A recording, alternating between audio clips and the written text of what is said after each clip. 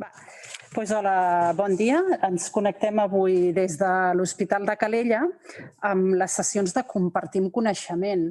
Són unes sessions d'infermeria que ja vam començar el 2019, però que amb tota aquesta època de pandèmia que hem passat hem hagut de parar, però que l'objectiu que tenien aquestes sessions era compartir una miqueta el coneixement que les infermeres d'unes unitats o d'uns centres tenen i fer-ho extensiu a la resta d'infermeres de la corporació. Com que aquestes sessions les hem hagut de parar, la idea és reprendre-les, però ja veieu que en un format totalment diferent. La idea és connectar-nos des dels centres sense haver-nos de desplaçar i aquesta vegada l'hem encarat una miqueta diferent perquè hem vist la necessitat que potser també la ciutadania pugui accedir a temes que interessen, com pot ser el de la Raquel Amoedo, que és la referent de les escoles de Calella. Aquest tema ha sigut una iniciativa totalment de l'ambulatori de Calella i el vam rebre en bones mans perquè pensem que era important el tema. I penso que res més, donaré pas a la Raquel. I sí que si en el xat hi ha alguna pregunta la podeu deixar escrita, que després al final de la sessió la intentarem contestar. Molt bé, moltes gràcies.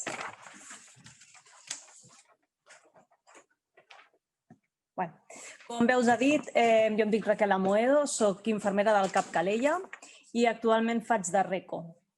Juntament amb les meves companyes, la Mireia Hernández, que és la RECO de Malgrat i Palafolls, i la Laura Martín, que és la RECO de Lloret.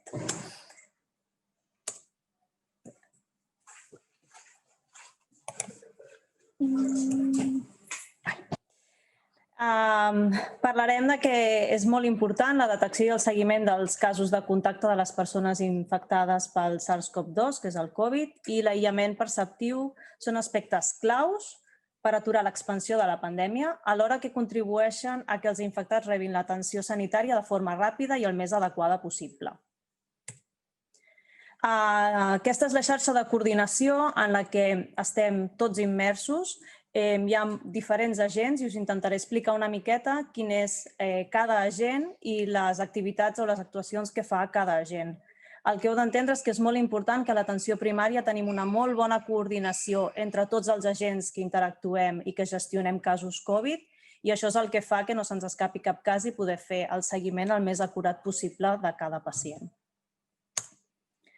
El gestor Covid. El gestor Covid és un professional d'admissions format per identificar i registrar de forma exhaustiva els contactes estrets no escolars a la plataforma Traça Covid.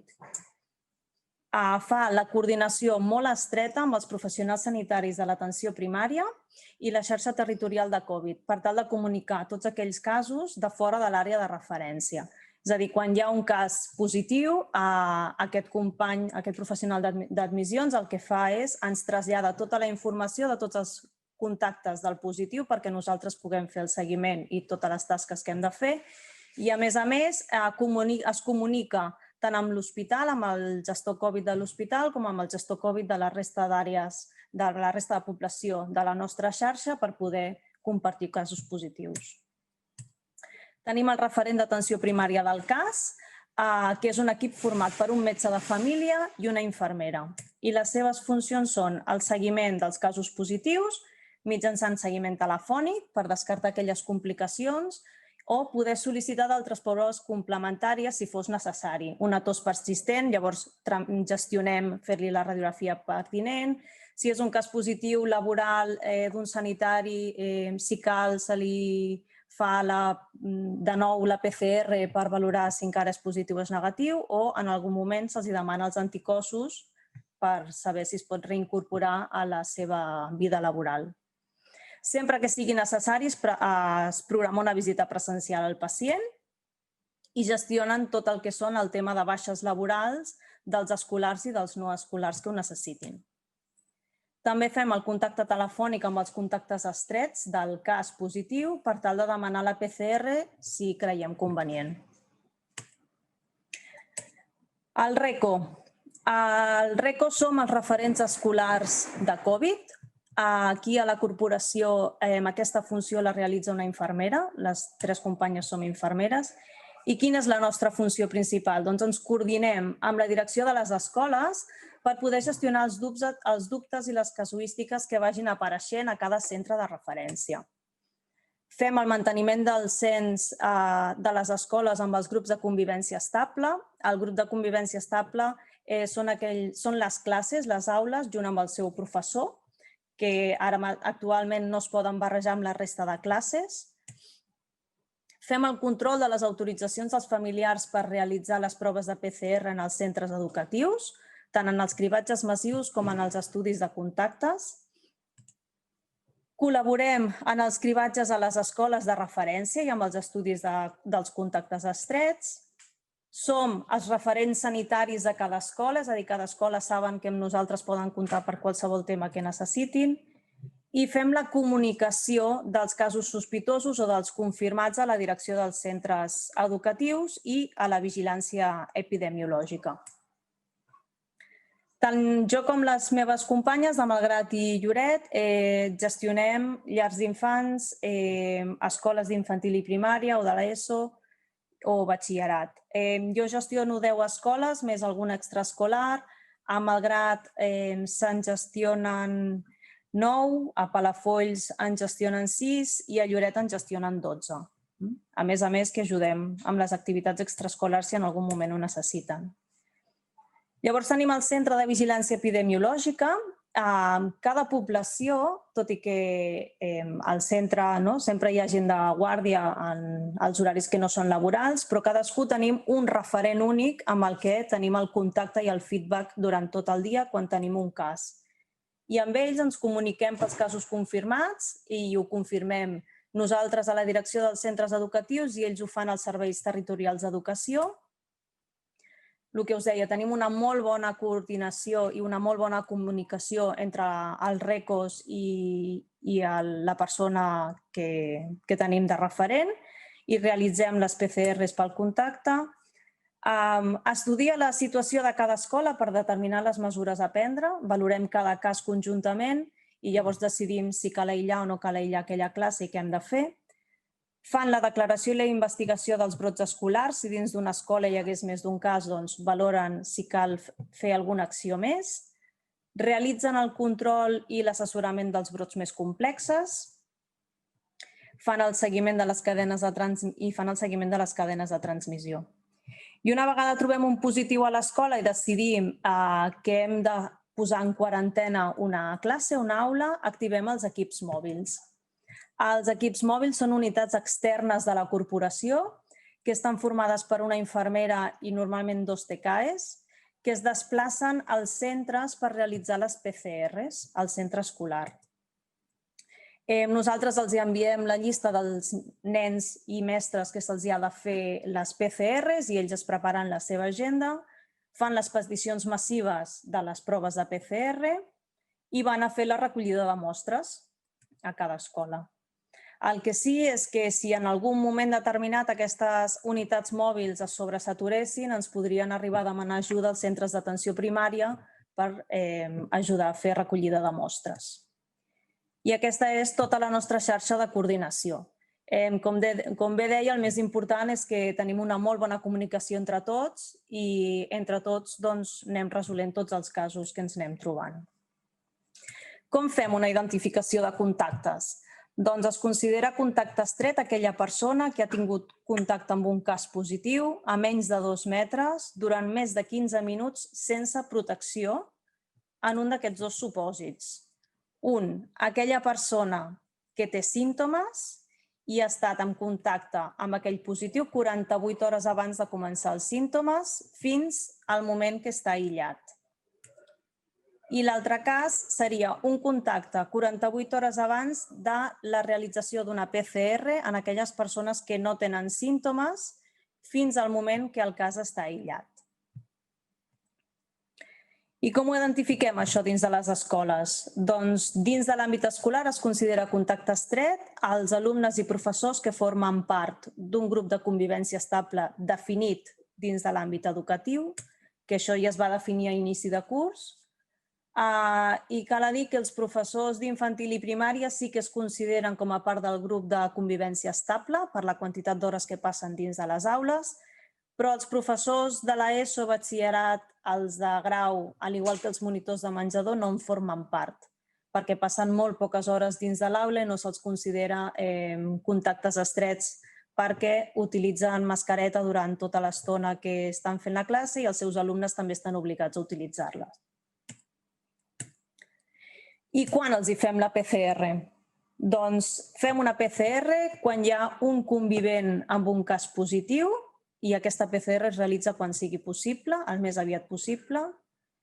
Quan tenim una persona que ha sigut un contacte estret i no és convivent, li fem la PCR 5 dies després de l'últim contacte, però aquesta persona ha de començar a estar aïllada a casa seva des que li notifiquem que és un contacte estret. S'ha d'estar a casa en quarantena esperant a que li fem la PCR i continuar els 5 dies que li quedin més. I les persones que ja han tingut una infecció de SARS-CoV-2 confirmada per PCR o bé per serologia els últims 3 mesos estan exempts de fer la quarantena. A qui aïllem? Doncs aïllem els casos sospitosos que estan esperant resultat de PCR i un cop són confirmats continuen el seu aïllament, els contactes estrets d'un cas confirmat i els convivents d'un cas sospitós que s'espera del resultat de la PCR només si pertanyen a l'àmbit escolar, és a dir, alumnes o mestres.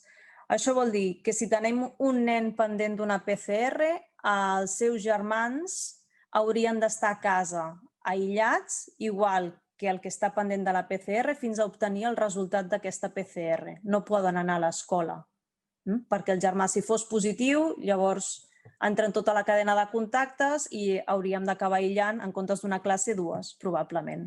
Per tant, l'important és que mentre el nen o professor, en aquest cas, està a casa esperant el resultat de la PCR, la resta haurien d'estar a casa també. Quants dies els aïllem? Doncs el cas positiu ha d'estar 10 dies aïllat a casa si els seus símptomes són lleus o moderats i per tornar a la vida normal ha d'estar 72 hores sense símptomes. Si el desè dia continuen símptomes, doncs hauria de continuar, encara que siguin lleus o moderats, hauria de continuar fent aïllament a domicili fins que estigui els 3 dies sense símptomes. El contacte estret hauria d'estar 10 dies en quarantena a casa si el seu cas positiu és lleu o moderat i anem augmentant els dies depenent de la gravetat del cas positiu. Si el cas positiu és greu, el contacte hauria d'estar 14 dies i ho podríem arribar a valorar, depenent de la gravetat del cas, fins a 21 dies d'aïllament al domicili.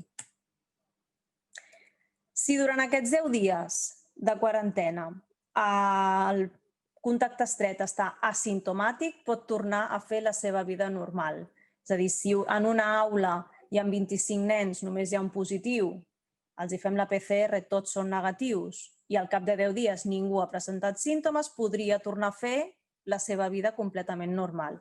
Si en algun d'aquests dies presenta algun tipus de símptomes, llavors s'hauria de posar en contacte amb el seu CAP, amb el seu centre d'atenció primària, per revalorar aquest pacient, aquest nen, aquest professor i avaluar si cal tornar a fer una altra PCR diagnòstica. Com comptem els 10 dies de quarantena? Doncs comptem des de l'últim contacte amb el cas simptomàtic, sempre que aquest s'hagi produït dins dels 2 dies previs a l'inici de símptomes. I si el cas és per contacte estret i és asimptomàtic, doncs comptem els 2 dies previs a la realització de la PCR. Qui no s'ha d'aïllar? Doncs els contactes d'un cas sense confirmar, excepte si són convivents a l'àmbit escolar. És a dir, tot aquell que està pendent d'una PCR, si dins de la seva casa no conviu amb ningú, ni que sigui mestre ni sigui infant, que vagi a l'escola, pot continuar fent vida completament normal. Si hi ha un nen o hi ha un mestre, no, aquests haurien d'estar confinats en quarantena a casa. El contacte d'un contacte aquest tampoc no és res, no faria falta que fes res. I les persones que s'esperen del resultat d'una PCR en un context d'un cribatge poblacional.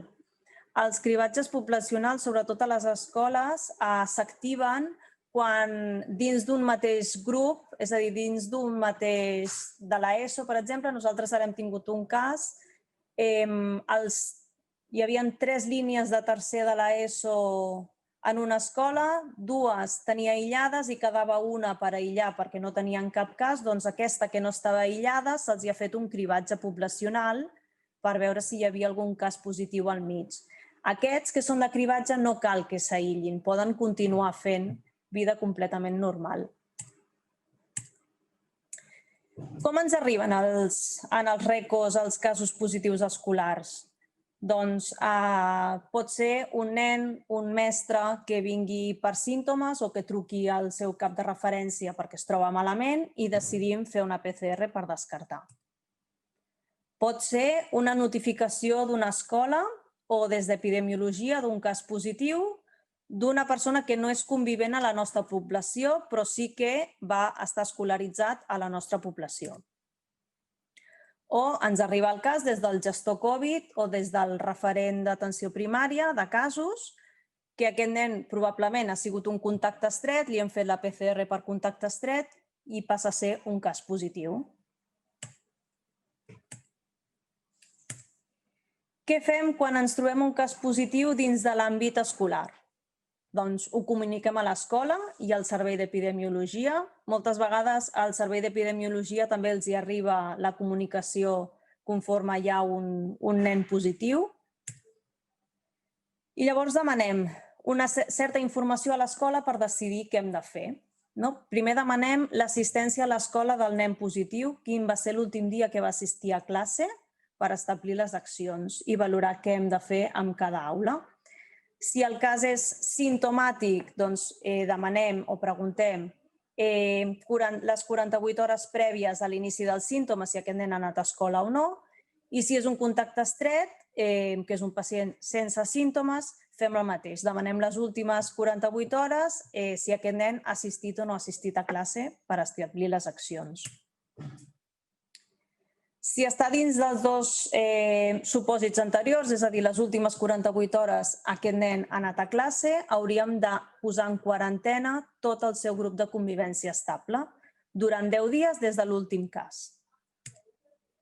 Informem el servei d'epidemiologia de les accions, és a dir, comuniquem que aïllem una aula i li diem fins quin dia aquesta classe ha d'estar aïllada, junt amb el professor si és infantil i primària. Es notifica l'acció a la direcció del centre escolar i es demana l'assistència de la resta dels alumnes per establir a qui se li ha de fer la PCR. Perquè si les 48 hores anteriors hi ha hagut algun nen que no ha assistit a classe, tampoc ni cal que faci l'aïllament ni cal que se'ls facin les PCRs.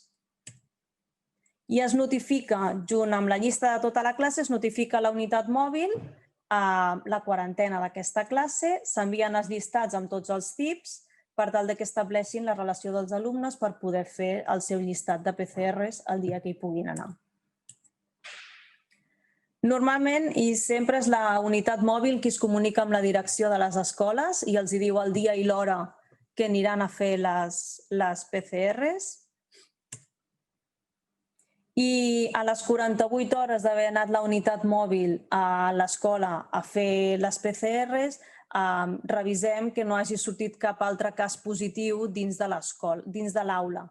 Més que res perquè si sortís algun cas més positiu, probablement la resta de nens els podrien incorporar el dia 10, quan fan els 10 dies d'aïllament, però aquest que ha sortit positiu haurà de fer algun dia més d'aïllament i, és més, haurem de fer tota la xarxa de contactes estrets amb tota la família i tot el que hagi tingut contacte amb ell.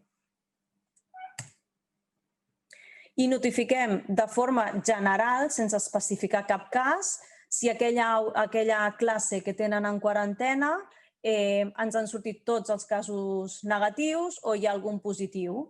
Llavors, si hi ha algun positiu, sí que notifiquem que el nen o nena que sigui s'estarà més dies en aïllament perquè ho tinguin present, que aquest no s'incorporarà. Llavors, us hem fet un parell de casos pràctics. Un dilluns, és a dir, un dia com avui, ens ve al CAP a realitzar-se una PCR un nen de 10 anys que és un contacte estret amb l'avi i a les 48 hores ens notifiquen que ha sigut positiu. Avisem a l'escola del cas i preguntem l'assistència d'aquest nen, les últimes 48 hores, si ha anat a l'escola o no ha anat a l'escola, i tornem a avaluar el cas de nou. Comprovem que les 48 hores anteriors a la PCR ha sigut cap de setmana, és a dir, tenim diumenge i dissabte. Per tant, aquest nen, com que se li ha fet la PCR dilluns, no caldria fer cap acció escolar, perquè les últimes 48 hores no ha assistit a classe, ell haurà de fer la seva quarantena i el seu aïllament que li pertoqui, però amb la resta del seu grup de convivència no caldrà fer res més. I notifiquem a l'escola la nostra decisió, perquè sàpiguen que aquest nen no hi anirà, però que amb la resta poden continuar fent vida completament normal. I el segon cas pràctic és un dimecres a la tarda, ens ve d'urgències una nena de 13 anys que aquest matí ha començat amb cefalea intensa, febrícula i una deposició més tova. El pediatre l'explora i decideix que millor fer-li una PCR per descartar. A les 48 hores ens notifiquen que aquest cas ha sigut positiu. Què fem? Doncs el mateix, notifiquem a l'escola el positiu, després sempre primer es notifica la família i després es notifica l'escola, per no intentar fer accions escolars quan encara la família no ho ha sapigut. Es demana l'assistència de la nena a les 48 hores a l'inici. Si recordeu, aquesta nena comença amb mal de cap i unes dècimes de febre el dimecres, doncs preguntem si aquesta nena ha anat a l'escola dimarts i dilluns. Aquesta nena va anar amb normalitat dilluns i dimarts a l'escola, per tant decidim posar aquella classe en quarantena. 10 dies des de l'últim contacte, per tant comptaria des de dimarts, comptem els 10 dies per fer la quarantena. Notifiquem el cas al Servei d'Epidemiologia i les actuacions que hem decidit que portarem a terme. És a dir, en aquest cas, posar en quarantena la classe. Es demana al director de l'escola l'assistència de la resta d'alumnes per si han anat tots a classe o no, per decidir si s'ha de fer la PCR tot el grup o no, i el nom del tutor. Una vegada tenim la llista feta amb tots els tips, notifiquem a la unitat mòbil la necessitat d'anar a aquesta escola i a aquesta classe a anar a fer les PCRs i a les 48 hores revisem els resultats de la unitat mòbil. Si tots són negatius, els 10 dies podran tornar tots amb el dia establert prèviament i si hi ha algun positiu, doncs caldrà valorar si allargar la quarantena del grup o, en aquest cas, que la resta de nens puguin tornar a l'aula i el positiu allargar una miqueta més a l'aïllament per acabar de fer els 10 dies. Perquè val a dir que actualment, quan nosaltres notifiquem que la unitat mòbil ha d'anar a una escola a fer les PCRs, solen tardar entre 2 i 3 dies per anar a l'escola a fer-les. Per tant, aquests nens estan a casa des del dia que nosaltres els notifiquem que tenen un positiu a l'aula i han de tornar a l'escola única i exclusivament a fer la PCR i tornen a casa. Per tant, si ens surt un positiu al cap de 3 dies d'haver tancat l'aula, el positiu li allarguem aquests 3 dies més per fer els 10 dies d'aïllament perquè no sabem des de quan ha començat a contagiar la resta.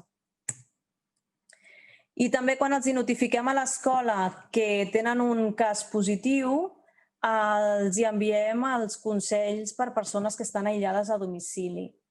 Perquè les famílies, no tothom, però hi ha moltes famílies que tenen el nen a casa però no l'aïllen. Llavors és important que tinguin present que quan tenen el nen a casa, el nen ha d'estar aïllat en una habitació i han de continuar establint certes mesures. Entenem que són nens, que hi ha nens que són molt petits, però llavors han de tenir un progenitor referent i que és el que ha de tenir contacte amb ells, sempre amb les mesures de protecció adequades, però si el nen o nena pot estar sol, hauria d'estar sol a la seva habitació, igual que qualsevol altra persona que fa aïllament a domicili. Us he posat al final les nostres adreces de correu electrònic. Cadascú que gestiona la seva població té la seva pròpia adreça de correu electrònic i tots els casos ens arriben a través d'aquí. Tots els dubtes que pugueu tenir també ens els podeu fer arribar sense cap tipus de problema. Els contestarem com millor sapiguem. Moltes gràcies.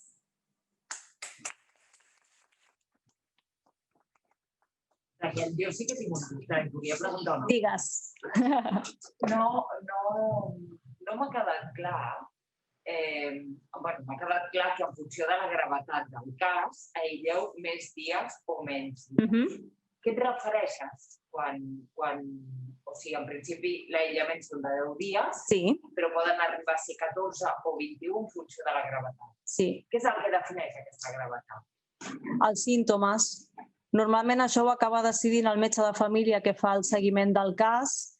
Normalment allarguen, si el pacient ha arribat a estar ingressat, allarguen a 14 i si la gravetat ha sigut molt greu, ha acabat a la UCI o a semicrítics, allarguen fins a 21 el contacte als positius. Clar, més que res, depenent de la gravetat, ho valorem depèn de cada cas, també. Però l'habitual, per sort... Si tens febre tants dies, no. És més greu. Si tens... No, ells normalment ho valoren amb això. Si ha estat ingressat, doncs per quin motiu, els dies i en quin procés ha estat i llavors allarguem la quarantena dels contactes estrets depenent d'això. Independentment que siguin positius o negatius. Independentment, clar, perquè si el cas positiu s'ha complicat és perquè continua transmetent la malaltia, per tant, el contacte estret hauria d'estar més dies a casa per si un cas. Gràcies. De res. I havia sentit que a les escoles també, l'escola en si té un gestor Covid, ells internament, o no? Sí, les escoles tenen el seu gestor Covid, que és el director de l'escola. Sempre és el director. Sempre, sí. Sí, és el director i és amb qui tenim contacte sempre, directe, sí. No sé si teniu més preguntes. I una. Digues, Joana. Des de l'inici de la figura del RICO, Raquel, quins són els dubtes més coincidents entre les escoles? Suposo que ha passat una trajectòria des del principi que vam instaurar fins ara, vull dir, ha passat no gaire temps, perquè no gaire. Molt, però no és gaire temps. Però una miqueta quina relació són des que vas començar fins ara, els dubtes que hi havia, sobretot suposo que al principi amb ara, no?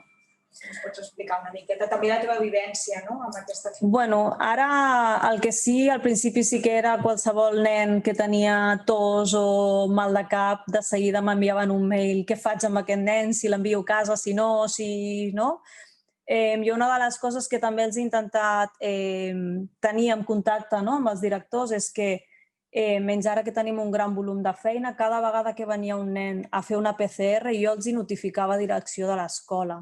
Els deia, aquest nen avui ha vingut a fer-se una PCR, és per contacte estret, no el deixis entrar a l'escola perquè ha d'estar en aïllament fins no sé quin dia. I això també a ells els donava com molta tranquil·litat i seguretat de saber que aquell nen que no hi anava era perquè tenia símptomes o perquè era un contacte estret, i això els tranquil·litzava bastant. I les preguntes són aquestes. Tinc un cas positiu, què fer? Sobretot ara els hi crea molt dubte i molta incertesa que els mestres de l'ESO i els de cicles formatius no s'hagin d'aïllar, llavors els mestres també es posen neguitosos. Llavors, moltes consultes ara són, tinc aquest professor de l'ESO, has aïllat la classe, però el professor no, com m'ho faig, com no m'ho faig, i ara van més per aquí. Al principi sí que consultaven més per símptomes, però ara és més el feedback que els hi comuniquen potser de vegades abans la família el positiu a l'escola que no pas que rebem nosaltres el positiu. I ara totes les preguntes són aquestes. Tinc aquest positiu, què faig? Doncs explica'm una mica d'aquest positiu i llavors decidim què hem de fer. I una altra pregunta. A nivell de les extraescolars, pot ser els clubs esportius o escoles d'idiomes o així, també ho gestioneu vosaltres? Malgrat i Lloret sí que ho gestionen, jo no ho gestiono com a tal, però si les meves companyes referents d'atenció primària, que són elles qui ho gestionen, necessiten qualsevol cosa, els hi dono un cop de mà. Clar, més que res perquè aquests nens també després aniran a l'escola i necessito saber si han donat positiu o no han donat positiu. Per tant, com us he dit, som un grup, tenim molta comunicació entre nosaltres, llavors qualsevol cosa que necessitem els uns dels altres ens donem un cop de mà. Quan feu una pregunta.